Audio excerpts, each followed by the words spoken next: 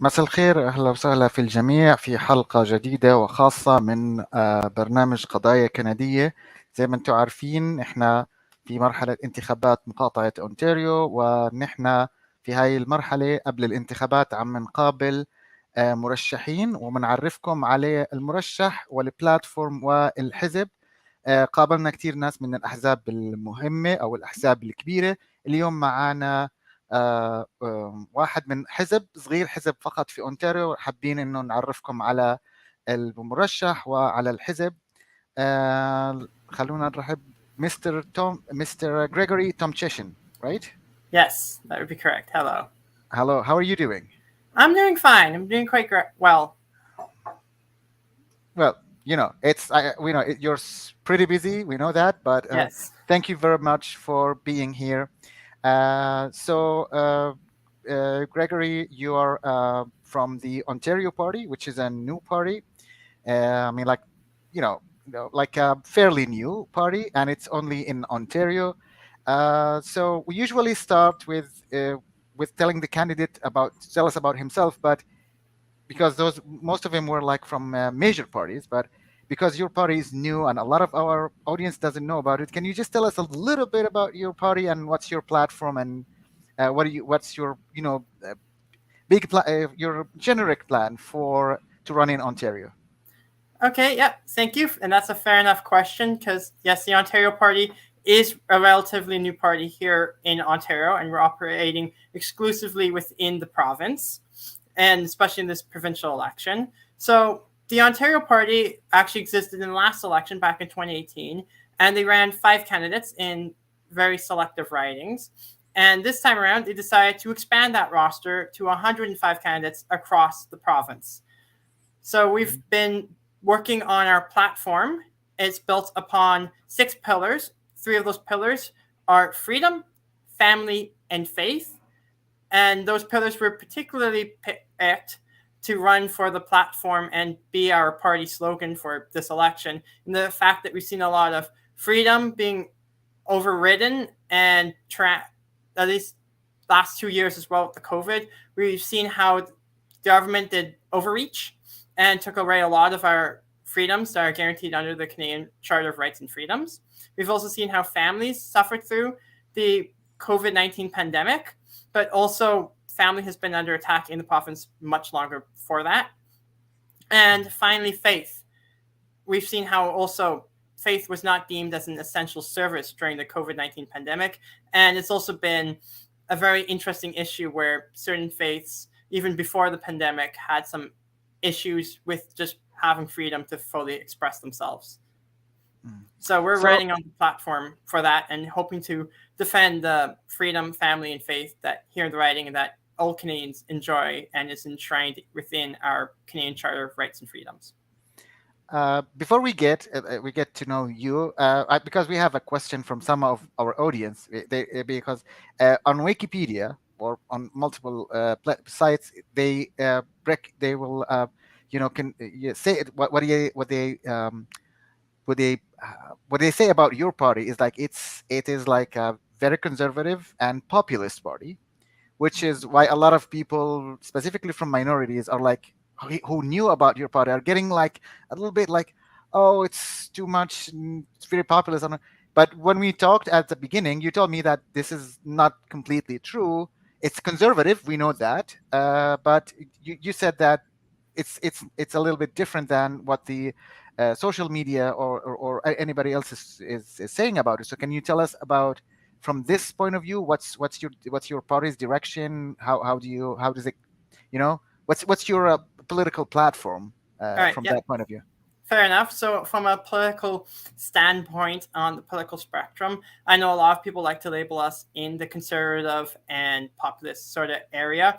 Of course, the party isn't actually operating in that area. Like that seems to be like what the mainstream media likes to label us as when they do give us coverage. But from what I've been doing, and this is direction with our leader as well as Derek Sloan, and he's taking really direction with the party where we welcome all ideas. We want, you've got a good idea, you've got an idea that you want to bring forward, let's hear it. We're all for discussion. So in the fact that like trying to, when you say like, let's say conservative or liberal, most people often think that's associated to the big mainstream parties, when in fact we're operating on a slightly different set where I would like to make the distinction, especially in political science, where there is small c and small l conservative Mhm. and liberal values and ideas. And those are based on the conservative and liberal political theories that have been in practice for a very long time in this country, and it's actually what built up the country. And there's been some really good points from both sides of those theories.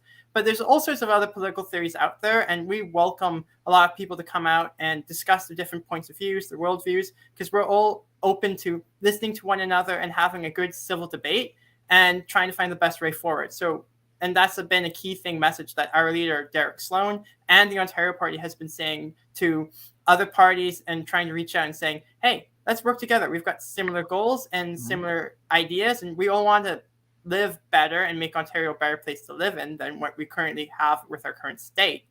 So let's work together. Let's hear each other out, and let's present our good facts, good arguments, good logic, and find the best way forward together. So the party is very much open to working with other people from like other parties and even across the political aisle as well. Mhm. So, let's jump into you as a candidate. I know that you're a student in Toronto University, Mississauga, or UTM, University of Toronto in Mississauga. So That's you're correct. pretty young, but so what's got you into politics at that young age? I mean, what attracted you to come in and become a candidate for that matter?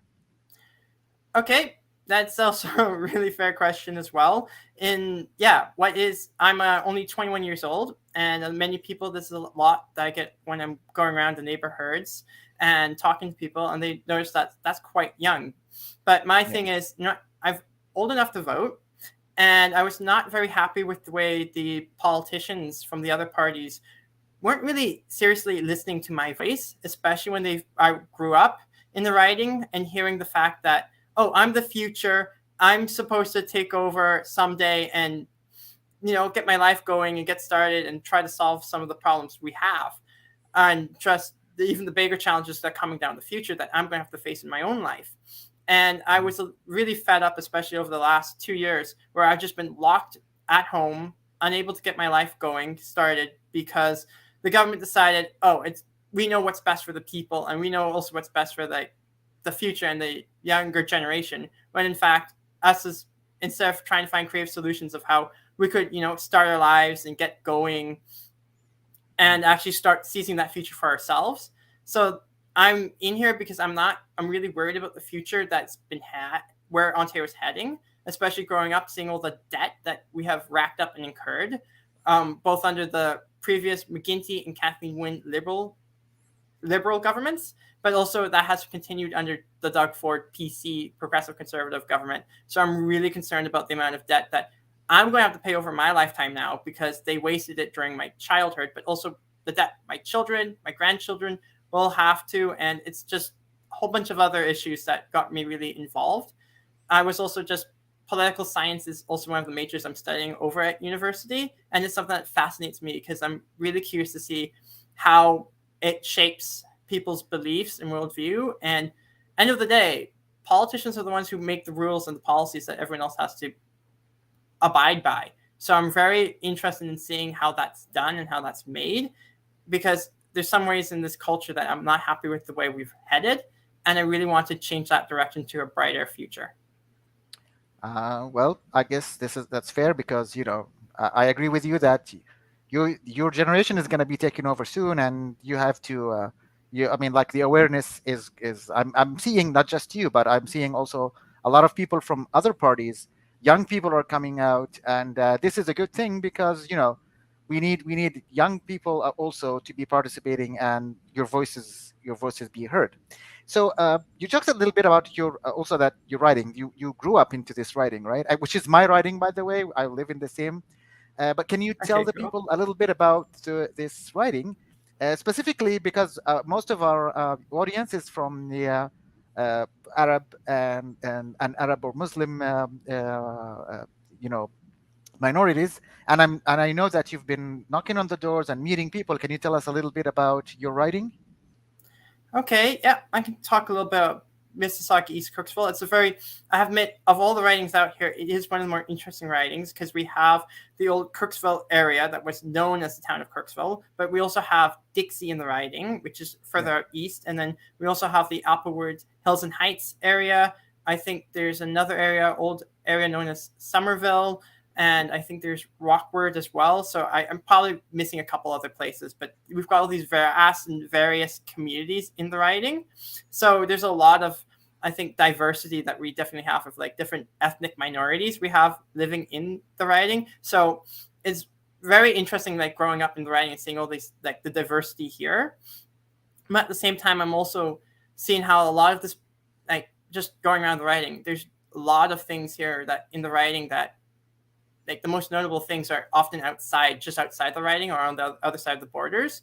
So I think it might be a good idea for the riding that there's something that, you know, people think is really notable within the riding. Mm-hmm. And that's one thing I have noticed a lot just going around the riding is it seems to be a lot of residential area. And other than that, some bigger industry sort of manufacturing sector sort of jobs and things in here. So the riding could use, I would think, maybe a little something that's like a more of a landmark and let people know, hey, this is the Mississauga East Cooksville riding and this is like the area. Because often when you think of Mississauga, you often think, you know, Square One, which is in Mississauga Center, or Erin Mills Town Center, which is in the Mississauga Erin Mills Center, or even like the lovely streets of Streetsville, but that's in Mississauga Streetsville. So when it comes to Mississauga East Cooksville, yeah, I think there's definitely some work that can be done in making the riding a little more notable. Yeah, I agree with you on that because I live here, and a lot of people still think they're in Toronto, because we're very near. Actually, we're on the border of Toronto, and a lot of people think they're still in Toronto. So yeah, so I agree that this riding needs a little bit of more to be more notable because we have a lot of diverse people, amazing people in this riding, neighborhoods and all that stuff. So let's move on to, because you know, when we were preparing, as I told you, for these episodes, we were looking at before we were doing that, we were looking at the top 5 concerns for all Ontarians around. I mean, like this is something that all ridings, all Ontario is sharing on concerns and all of that stuff.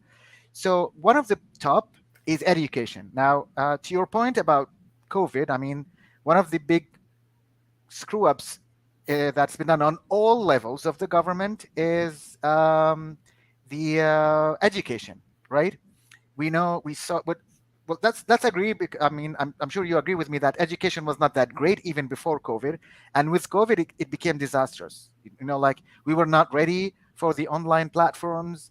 A lot of students lost their abilities to study, and all of their levels went down, and it was like a disaster. And the schools were not handled very well.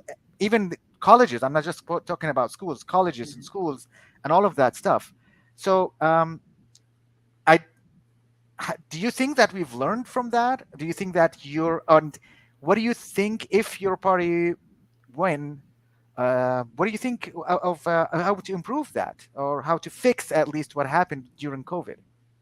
Okay, well, that is a pretty big question to tackle, and I'll do my best to tackle it.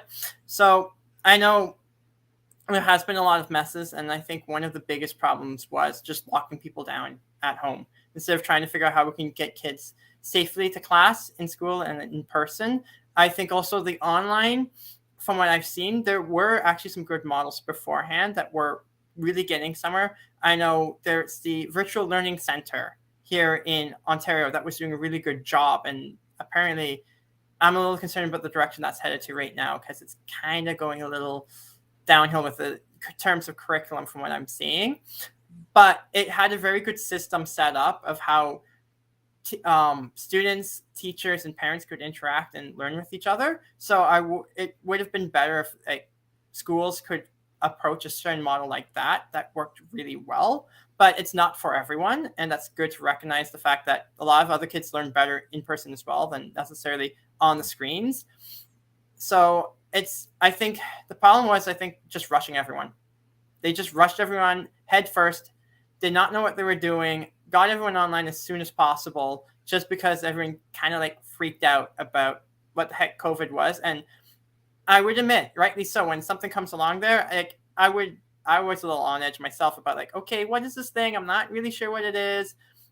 I can understand the uneasiness, but completely locking everyone down in their homes was unacceptable and did not help anyone because it just created more rush, more panic, and more people just wondering what's life going to be like, and too much uncertainty and a lot of anxiety as well for students just wondering how am I going to get my studies, how I'm going to get exams done, how I'm going to do this and the other thing. So one of the things, the biggest screw ups they ever did was just forcing people in their homes by themselves for like hardly any reason without trying to decide, okay, what's the best way forward that we could do other than just putting all of life on hold for 2 years.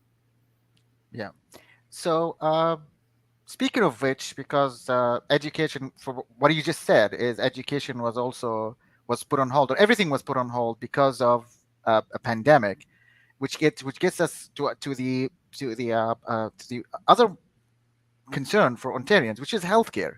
Now we've seen how our healthcare system, and that's not my opinion. This is what our audience is all agreed on. How it was a huge failure in our healthcare system, right? From the hospitals were overwhelmed.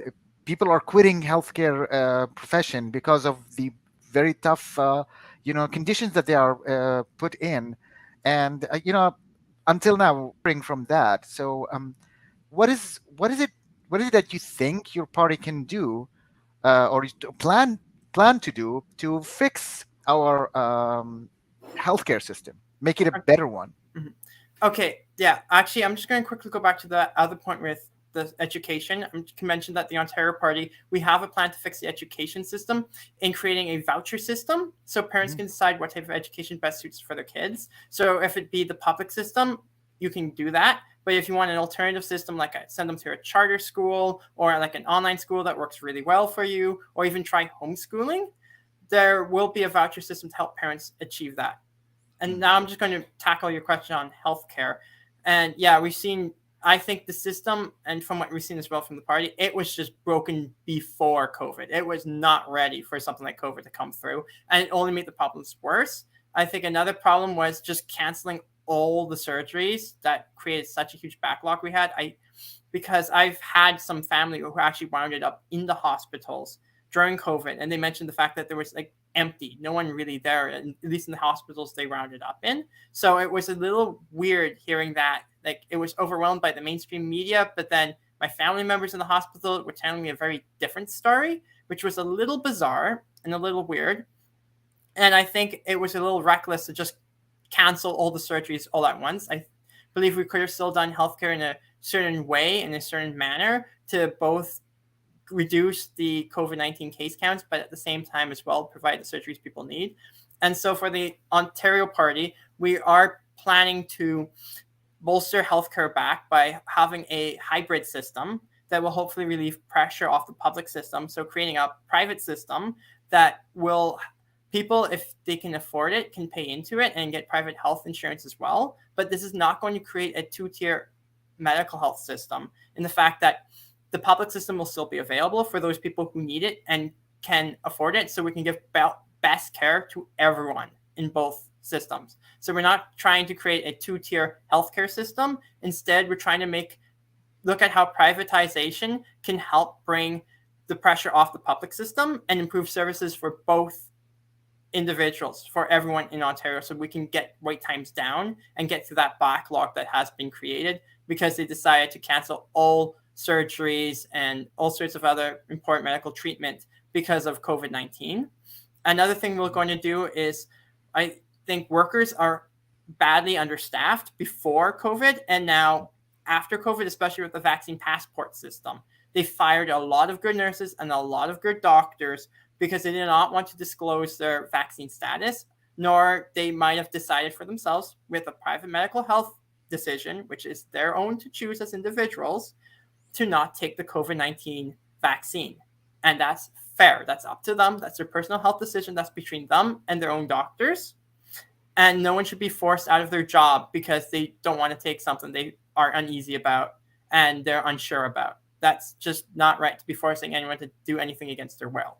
So what we will do as the Ontario Party is hire back all the nurses and anyone who was, including nurses, that was fired or put on unpaid leave for not wanting to disclose their vaccination status and for not wanting to take the COVID-19 vaccine. So that will also help cut back the shortages and get through that shortage, the backlog we have, because we'll have the people that really care and on the ground back in the hospitals and working hard again.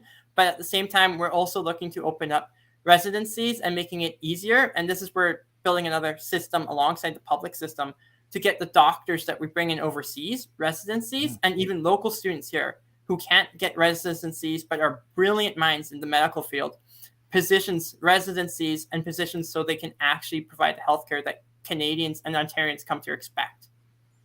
You mentioned a very good point here, because we always ask about it, because we have a lot of healthcare professionals that we bring from abroad through our immigration system, which is a federal one, I know, but when they come to our province, they go through a lot of bumps and hit a lot of walls, and they have to pay a lot of money. Many of them come from countries that they are much poorer than us, or their exchange rate for their currency is very low, and they come here with they wait for years to collect some money and to come to Canada, but they cannot go into the programs which requires them start from scratch, right?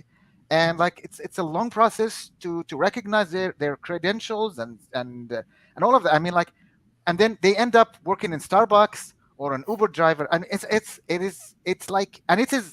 and this has happened on liberal governments, conservative governments, and it's not been fixed. And we bring those people because of their skills, which is called a skilled program, right? A skilled immigration skilled program, skilled worker program, but their skill are going to waste. So how do you think, because you mentioned that you want to rehire people, which is a good point, but we also have a lot of, as you mentioned, we also have a lot of people who we bring from overseas, and then they bump into those walls and they cannot be done anywhere. How do you think that you can let them pass through those walls and bumps? Well, this is the thing. The Ontario Party, we have a plan that we will put in, which will streamline the process so they can easier cut the red tape and easier get the people that we need in. Because end of the day, the human body is the same. At least I would hope so, regardless where you go in the world. Well, and you've already trained and your credentials meet that. Because from what I hear too, a lot of these credentials either meet or surpass the Canadian credentials. And so we should make it so that, if you're coming over here to be a heart doctor or a specialist for, I don't know, brain surgery, you should be able to do your job and come over here for what we need you for, not, Uber or taxiing in downtown Toronto or serving coffee in a Starbucks. That's not doing us any good, because we need those skills and we're really lacking that. And that's where we're going to try to not only try to fix the public system and fix the mess and mismanagement that's going on there, which there's a lot of bureaucracy that is bogging that down, but also allowing anyone who's got an entrepreneur spirit and wants to provide great medical health care to create a more of a private system that can relieve the pressure and create more jobs in both systems so that we can better help. And we've seen where I think there's several countries that have done this successfully. I think one of them was Australia, where they managed to do a hybrid system and wait times are much lower than what we see here in Canada. So it's something that makes a lot of sense. And in the fact of keeping both systems together, we can provide best care to people who fits all their budgets and get the care that everyone needs. I believe we've covered healthcare. So the next one, or the next concern for Ontarians, is taxes. Now, and I'm hearing this again. That's not my opinion, but I'm hearing this from a lot of people. It's that when they hear that there's going to be a conservative party or something, as they're like, oh, they're going to just cut taxes from the rich, which let's be honest, we've seen it from a lot of conservative parties, and that's it. I mean, the rich is going to get benefit, but the people with low income are going to be. I mean, they're not going to increase taxes, but there's nothing. We're just gonna make the rich is richer, and we will be down in the bottom. And the most fear from the people is that like when we recover, and that's they think, or they have that fear that what is going to happen to recover from this inflation, all that is that there's going to be a raise of taxes, and that's that keeps a lot of people wake up at night. So what do you say to your plan on taxing or taxes? Okay. Yeah. So the Ontario Party plan is not to. We believe with taxes is if everyone expects services that they want for the government to come out of. So it's not. This is a tricky thing. You have to figure out where the money is being spent and will manage it. And this is where fiscal responsibility and transparency comes into play. So we know where every dollar is being spent, and the taxpayer should know where every single dollar is being spent of their money, and then decide, okay, these are services we really care about, and then these are services we don't really need so much about, or we don't need to be pouring billions of dollars into, or millions of dollars into, that people rarely use. Like, yes, there are some cases where I know some medications are very, let's just tie it back to healthcare to a certain degree. I know there's a lot of people who've got some rare diseases and they've got some health like drugs that are very expensive for them.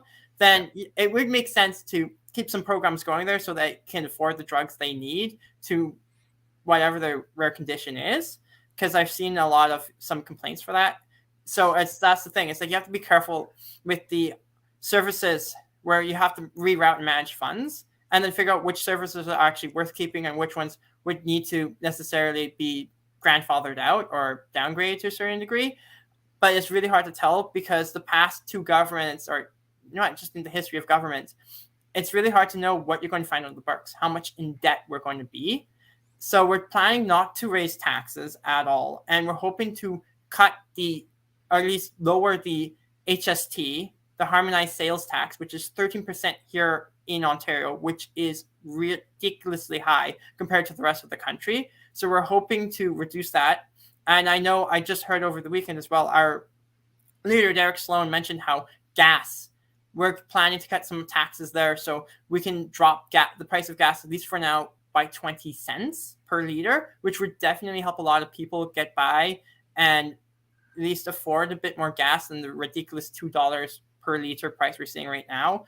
But it's really hard to tell. And without fiscal responsibility and fiscal transparency, it's really hard to tell what's going on in the Berks. And it's really hard when both the Liberal government and the current Progressive Conservative government are not being very clear with their budgets, what's being spent where, to whom, and how much within every single year. And that's something we need to change. We need to get in there and see what the Berks are like. And it's something that we can't really make a lot of promises on what we can do until we actually get to see the Berks. And the only way we get to see the Berks is to become informed the government, because unfortunately, that's the system we're in right now. Mm-hmm. So the next thing, and you just mentioned also about the gas prices. So the next thing that also like that concerns Ontarians is also the high increase of the day-to-day cost of life. I mean, like we're seeing a lot of increase even before COVID. I mean, in COVID it just went crazy, but it was like this before that. But we see an increase in the life in the cost of life, but no increase in salaries, no increase in the wage. I mean, like just recently we raised the wage to $15, which is, a lot of people are telling you you can keep it because specifically in Ontario, I mean, in many places like in the GTA, for example, and there's like studies is saying like, but the minimum wage, livable wage actually in the GTA area is like $22. So 15 is like what? It's like 75% of, or less than 75% actually of that, and that was like a couple of months ago, and now with the gas prices and it's going up, I think even the livable wage is becoming, the $22 is not even becoming realistic. So what do you think about this? How would you fix give people a better life and improve their day-to-day costs? And you talked a little bit about gas prices, which is good, but there's a lot of other costs as Yes. well that should go down so people can actually live in this province. Yeah. Well, I think part of the reason why everything's cost and the inflation's so high right now is, especially over the last 2 years, the supply chains have been broken.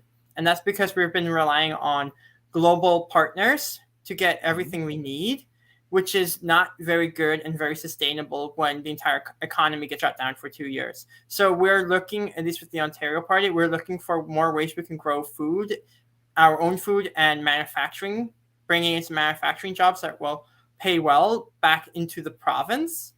As for the addressing of minimum wage, that given the fact that you mentioned $22 seems to be like the kind of the threshold to live at least somewhat comfortably in Toronto.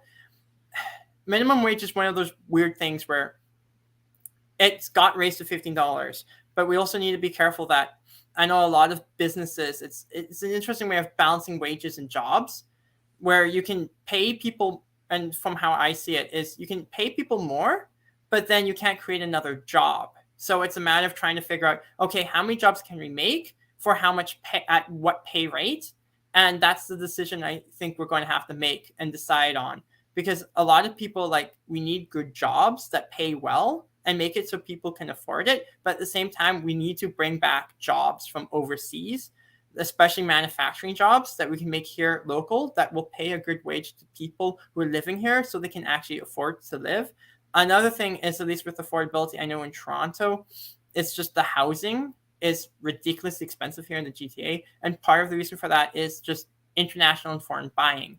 And one of the main things I do know of, and the party's done some research into this, and they're going to do, when elected, will create a special group, a committee to look into this, of foreign buying of homes, especially particularly by criminal organizations overseas, because they're using the real estate market here to money launder and clean their money up so they can commit more crimes or something with their own money from international foreign funds. And so we need to make sure that is not happening in our real estate market and make sure that people can actually have the homes that they expect to find here in the province. And hopefully that will increase the supply to meet the demand. And if we can keep that supply growing, then the demand should get less. And hopefully, with that, the pricing of housing can go down as well. Uh, it, you started to talk about housing, which was actually our next topic, but which is a good point because that's also a huge concern. Now, you said something about foreign investment in housing or in real estate, but there's other concerns of the people of Ontario, is like affordable housing, Yes. because that is every government came in, whether they are being newly elected or re-elected, have promised affordable housing, but it's not happening as we see. I mean, like, not at least as not as it's promised, right? Affordable housing. And the other problem is with affordable housing is not just now after COVID. It's not just to find an affordable house to buy or rent. It's like, because of COVID and because of the lockdowns and because of the people lost their jobs and all of that stuff, a lot of people have also their credit scores went down. And everywhere you go, if nowadays in Ontario, if you want to rent a house, it, whatever it's, even an old house, like this is like a crappy house or a crappy apartment, you have to have your credit checked. And if your credit score went back bad, which is a lot of people have went that route in COVID, you're not even gonna get a house. So you will, what do you do? You're gonna get homeless, and we've seen like the increase of homelessness.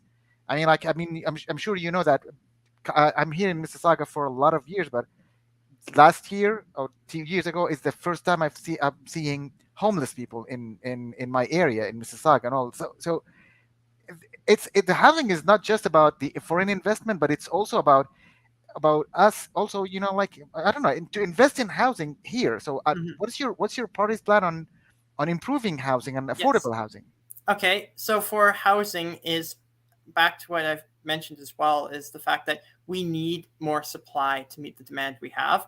And part of that too is like what mentioned, a lot of people bad credit scores. Okay, why did that happen? It's probably because people got laid off because of the jobs. So what part of the plan for the Ontario Party is to make sure anyone who got laid off during the COVID-19 pandemic, especially those who did not want to submit to the vaccine passport system, will be reinstated to their jobs as it was, and pursue legal action to help them figure out legal action they can take against the employer that put them out unfairly on a private medical health decision. As for housing, the Ontario Party has a plan that a lot of housing is zoned for single family homes. And so we're looking to take that same zoning area, but make it so a lot more semi-detached homes can be built, and a lot more like 4-home townhouses can be built. So we can boost the supply up so it can meet the demand. And the basics, from what I also understand of economics, is the reason why everything's so expensive is if you have a scarcity of the supply, the price is going to go up for that commodity if there is a huge demand for it. And right now we've got huge demand for housing and not enough supply to meet it. And hence, this is why we're seeing the price for housing go up so high right now, is because, yes, we have foreign investors buying up any supply we do have left. And then any supply that we do have left that's not tied up in foreign investing. I know I'm oversimplifying this to a certain degree. I know it's a bit more complicated than this.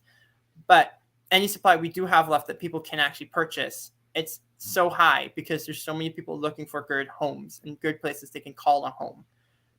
And that's something we need to work on, is building up the supply again and get people good, solid jobs so they can actually afford to save up and buy a home and don't have to worry about bad credit limit because they had no other option because they lost their job, especially over the fact that they didn't want to disclose their vaccine status and passport. And from what I've seen, we can be quite flexible within the workplace, because I've seen how the hybrid workplace has often taken off. And I know a lot of family, like friends and family members all over the place, where companies can actually save a lot of money in having a lot of workers that can work virtually.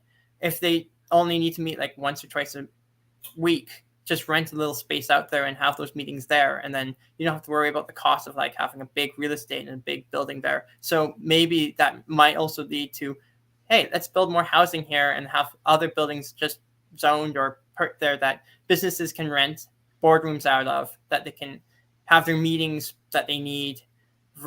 And then when the bulk of the work can be done virtually online, well, they just do it online. So I think we're starting to see a shift in the way life is just being done remotely, because like even here for this interview, I'm doing this in my kitchen and you're doing this in I don't know, somewhere in your house or somewhere, and we're doing it all online virtually. So it shows how flexible, and how I think at least one of the good things that came out of this whole crazy pandemic and all the mishandling of it is the fact that people came up with some creative solutions on how to keep life going and solve things from day to day. And I think that's where we need to keep going. Stop thinking of how a singular solution to the problem, when in fact, let's come up with multiple solutions, be very creative, and this will definitely bolster us to have a better economy and a better life and get us towards the goals that we actually want in life. Yeah, well, I guess humans are quite resilient, right? Yes. that's what made us survive as a species. Mm-hmm. So you mentioned a little bit about works and jobs, and I know that you focus also on people who lost their jobs because of the pandemic reason. But one of the concerns also about for Ontarians is the economy and finding jobs. And now we knew we talked about getting people back from job who were laid off or whatever. But on the other hand, we're seeing what we call the Great Resign. A lot of people are leaving their jobs because also the pandemic showed them that the work that they were doing was, I mean, and the environment of the work was like actually was I don't know, like they woke up and they saw like, this is not what I was supposed to work to be. This is not what it is for me. And they're resigning. They're trying to do something else. I think that's part of. Yeah, I think the reason why we're seeing that is the way it's broken in the education system. Because right now we have, at least when I went through the education system, I had a guidance counselor once tell me I wanted to do like the yearbook course and drop my physics and chemistry class, because I could do it. I was doing fine. I was getting okay marks, but I really wanted to do the yearbook course. And his advice that he gave me was, nah, don't do that. Stay with the math and science, even though I'd rather do something that's like a little more fun, a little more creative, and found more interesting. And I think that's the problem that we're having right now, at least especially in the education system, is letting people know, hey, you know what, pursue what you love and try to find the thing that you have meaning in life. We have too many people in positions and that go for either the money or the prestige of a certain job, and then they're very unhappy because they're not doing what they love because they've tried to pursue other things. They put their Mm, desires, or at least their, I'm going to put it down as like a word, like a vocation, down to what they want to do in life. And I think that's kind of like where a lot of people kind of get a little lost, is they try to pursue other things than what they know and love. And I think this is probably where we're seeing a lot of people resigning, in the fact that, well, this is not quite the workplace, this is not quite the job I wanted. And I think we need to create more jobs and create more opportunities for people who love their careers and love what they're learning and doing, and allow them into that place. Because I think the problem we're also having is we need to hire based on merit and not necessarily just hiring. Like, I know this is crazy idea of just hiring people based on, oh, we need to meet this quota because we need to have this so many diverse people on the board. I think it's more important to see, okay, I two conditions: can they do their job, and do they fit well in the workplace? Do they love working here? And yeah. if we started doing that, I think we'll have a lot more success in people wanting to keep their jobs and finding jobs that they're actually helpful and they actually want to go and pursue. Yeah. So we were mentioned a little bit, touched base on the backlogs, and you just mentioned that you have something, but does your party has a plan on, like, do we have like a timelines, or like a pre-plan to when we're gonna get rid of those, or we gonna finish those backlogs or something, or yeah, is there a timeline plan for clearing backlogs, healthcare backlogs?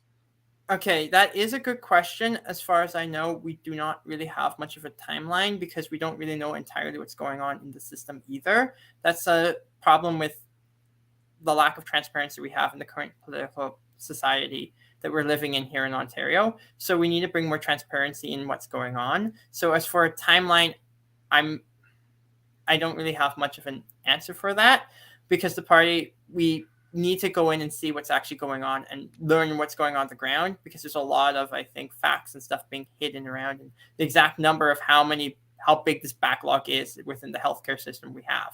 And I know the PC government's not being very forthcoming with that, because it's not very good for the image when they're trying to say we handled it well, when in fact everyone knows they did not. Mm.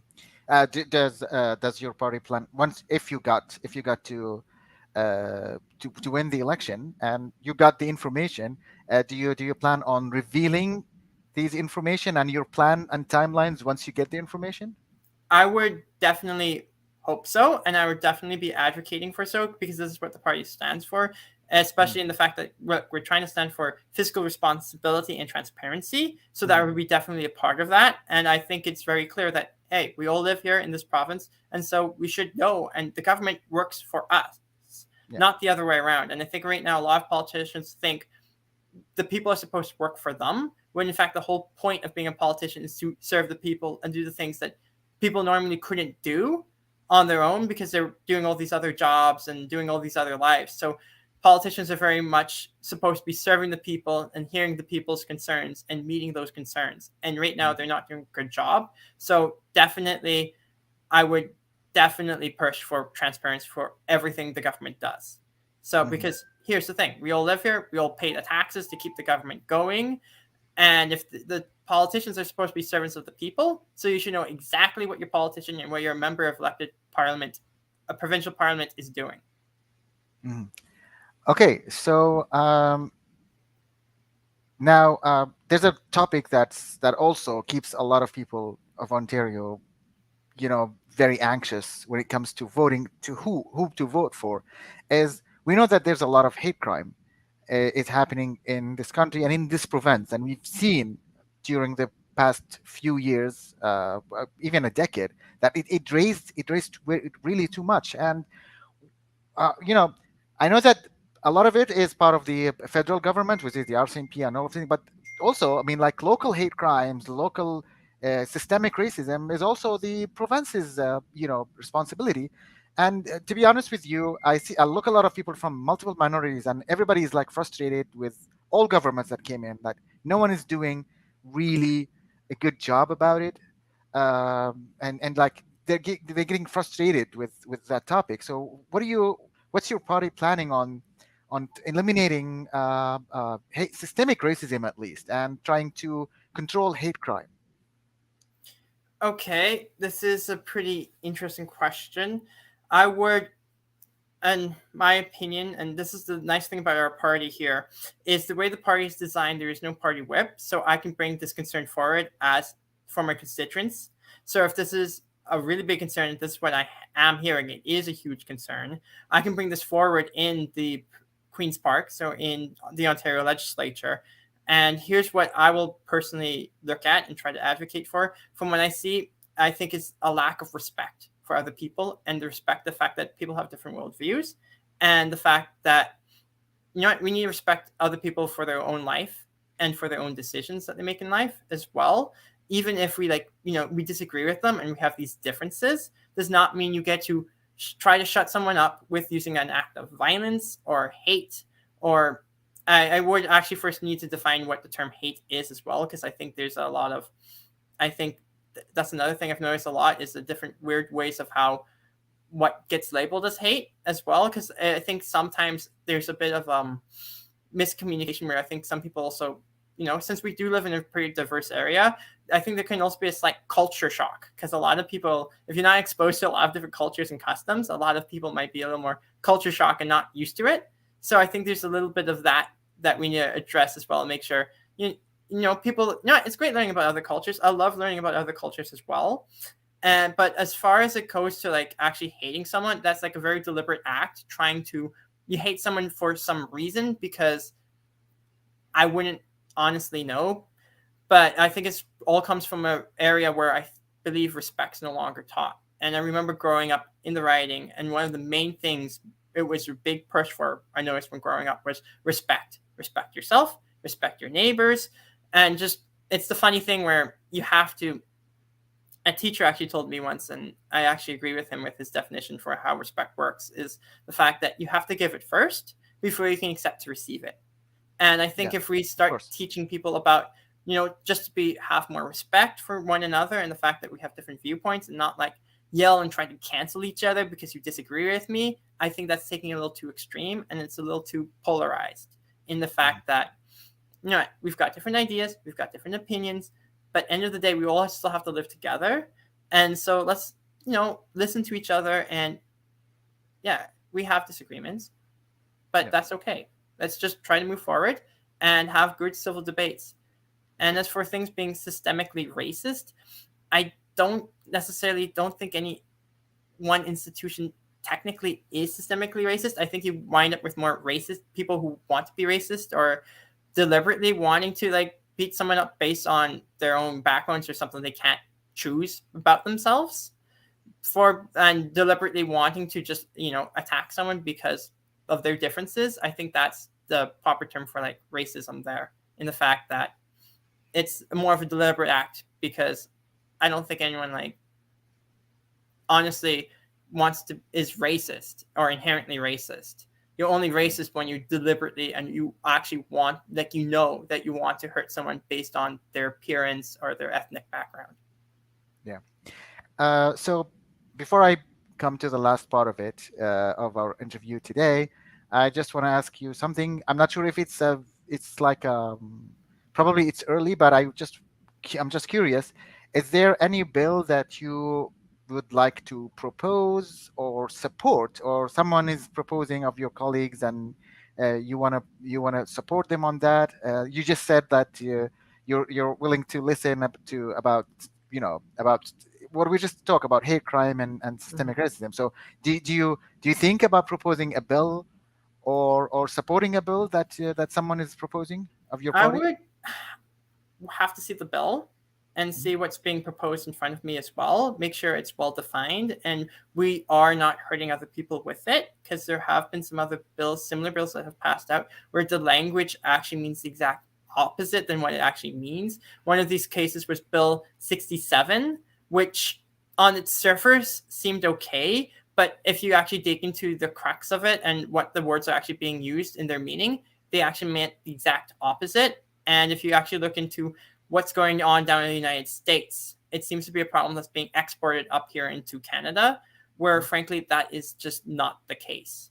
Well, Canada, from yeah, just to explain, the Bill 67, you're talking about the bill of racially equality in the education system, right? yes, that would be the Okay. bill, and Yeah. it had some problems with the way it was languaged and the way the terms were defined because at its core, it actually the bill was technically racist in the sense that it's okay to be racist in the fact that if you're white of skin color, you can't be racist against someone who's white, which is a little crazy, a little insane, even though they're saying, oh, well, you can't be racist against all these other minorities that's listed in the bill, except that was the only one that was not mentioned, which at the same time, it's a little funny by the fact that's like, you know, you're just gonna hate me because I'm white or I'm like I got a different skin color than you. I think that's a little insane, and that sounds like the actual definition of racist. You're actually purposely trying to hurt me for who I am, for things I can't control beyond my ability. Because we should not be going around attacking people based on their identity and on who they are. We should evaluate and look at arguments and debates and just and have respect for each other and valid discussion about what's going on and what we can do. Because end of the day, we all have to live together here in the riding and in Ontario and in Canada, and let's just work together because just basing people based on their own opinions and trying to bring up problems from another country that actually does not exist in Canada's history. Because if you look at where the Underground Railroad, which was a way for black slaves from the United States, they left slavery and came up here into Canada and were given freedom. And it actually, neat fact is, it actually ended in Oakville, in all places here. So in Oakville, Ontario, that was the end of the Underground Railway, where a lot of black slaves from the United States found freedom coming up here into Canada. So Canada has a really good record of protecting people's freedoms from all sorts of backgrounds and not actually being racist. We're actually very proud of the fact that we've got lots of people. And the thing I love about Canada and the thing I loved about growing up here in Mississauga, and I still do love, is all the different cultures and all the different people who live here, and the fact that everyone brings the best of their culture here and we celebrate that. So we're about to end this. So I'm gonna let you finish that with your own words, and we want to hear your message to Canadians. I mean, like specifically Ontarians and especially people from your own riding. What would you like to tell them? What's your message to them? Okay, my message would be, take a look at the Ontario Party. This is probably your first time hearing about it, so please take a look online at ontarioparty.ca/platform and read it over and take a look at that. Also, feel free to contact me over at my own website, ontariopartymec.ca. It's also on the bottom of the screen here. Feel free to reach out and give me a phone call or a text or an email, and I'll do my best to respond to any questions, queries you have. Because with the Ontario Party, we're trying to do things differently from the other parties in the fact that we want to listen to you. We're no different than everyone else living here, and a lot of people in our candidate in our slate are people and Canadians who are fed up with the main parties and other parties just not listening to people's concerns. And so please, on June 2nd, please vote and consider voting for me and the Ontario Party, because together we can truly represent the riding here in Mississauga East, Cooksville, and I'm looking forward to working hard and defending my home here that I grew up in and making sure it's a great place to grow up for future generations. Well, with that, I think we can close this episode, and thank you very much for being here, and I hope your message reached out. This is why we do this. We want to represent, to want the candidates to represent themselves to everybody, and we'll help you deliver your message and your party's message to your constituents and to people of Ontario. Thank you very much, and hope we'll see you again. And we wish you the best of luck in the upcoming elections. It's just a couple of days ahead. Yes. Thank you, and thank you for the opportunity to speak to this audience. And yes, please, everyone, get out to vote on June 2nd. It's a very important vote. And please do look at the Ontario Party and please vote for the Ontario Party come June 2nd, because together we can make the change that this province so desperately needs. Yeah, the website again. Your website is under, and from there, from Gregory's website, you can reach the Ontario Party website if you want to know more about the party and about their platform. With that, thank you very much, Gregory, and our audience, and have a good night. We'll see you next in the next episode. Good night. Night all.